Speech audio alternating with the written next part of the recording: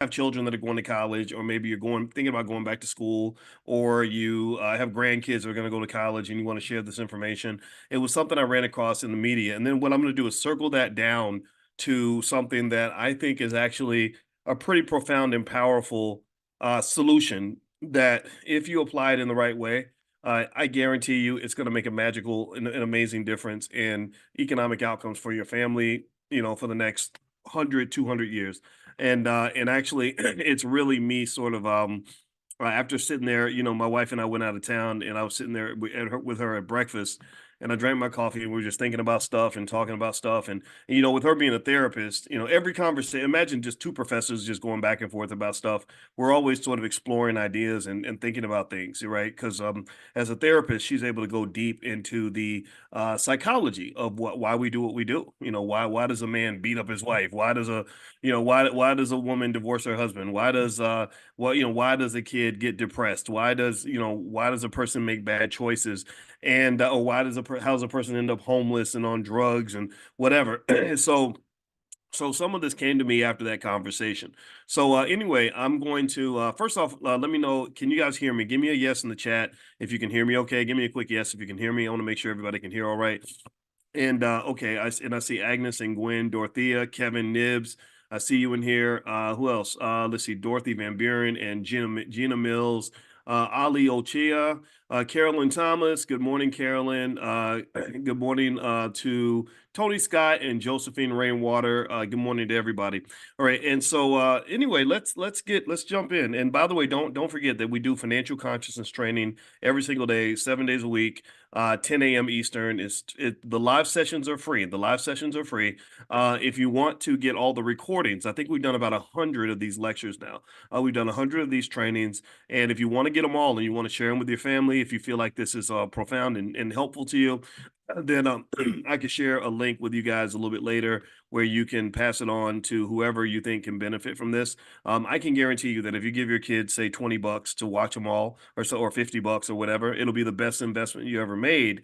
Because that's what I believe. I believe that when it comes to educating people that may or may not know the value of what you're teaching them, sometimes you gotta put a little sugar in the vegetables. You gotta, sweeten it up a little bit. And so I believe deeply in paying kids to do things that are going to benefit them long term.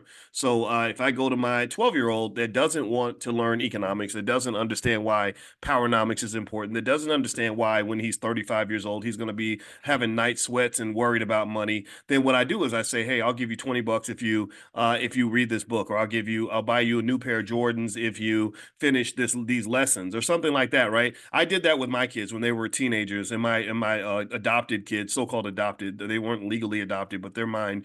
And I remember literally compensating them, because I was like, well, in life, think about it. In life, you get compensated to do stuff, right? You don't. Most of us that go to work, yes or no? Would you go to work if you weren't getting paid?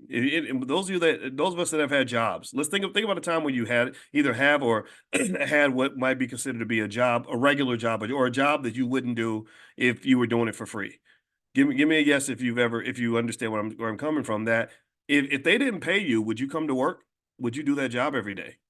No, most people would not be at work if they weren't being paid, right? So for kids, I believe that learning about this stuff, learning about the stuff that you and I didn't understand was important until we were like 40 years old, learning this stuff is like a job. It's like, why would I want to learn this when I can go eat candy and play basketball?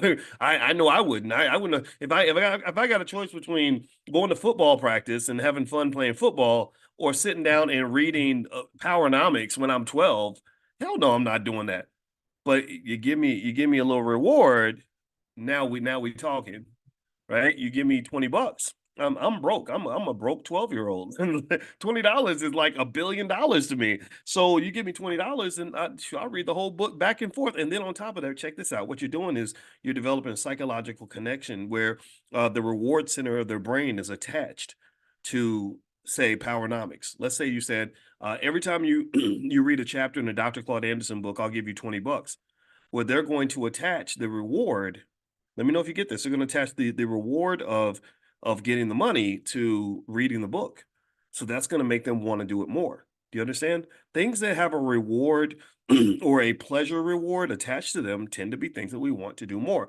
You know what I'm talking about. If you think about when maybe the first time you went into the bedroom and, had a special experience, if you know what I mean, right? We attach those reward centers. There's something, it relates to research. Anybody remember Pavlov's dog? Give me a guess if you've heard of Pavlov's dog. Pavlov's dog, I'll tell you about it for those that don't know. Pavlov's dog was this dog that they trained to salivate whenever they rang a bell. Because what they would do is they would ring the bell and give him food. And every time the bell rang, he knew the food was coming, like any dog, right? So he'd hear the bell and he starts salivating, like I'm about to get some now, and so the food would come, and then what they did was they stopped giving him the food.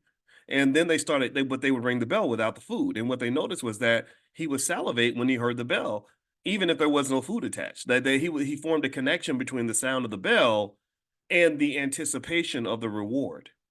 That's which to me is very powerful in the sense that, so if you can attach positive rewards to doing things that might not otherwise be enjoyable for the child, like again, like reading Dr. Claude Anderson books when you're 12, or learning about budgeting and finance and stock market investing, things that they have yet to understand the value of, that might hold them over until they get to the point where they understand the value directly, because they will eventually know the value. See, they will eventually understand why economics is important. They're gonna know this, right? They're gonna know it because one day they're gonna be 35, 40 years old, and they're gonna have kids, and they're gonna be trying to pay bills, and then they're gonna know how important money is. Well, what other connection will they have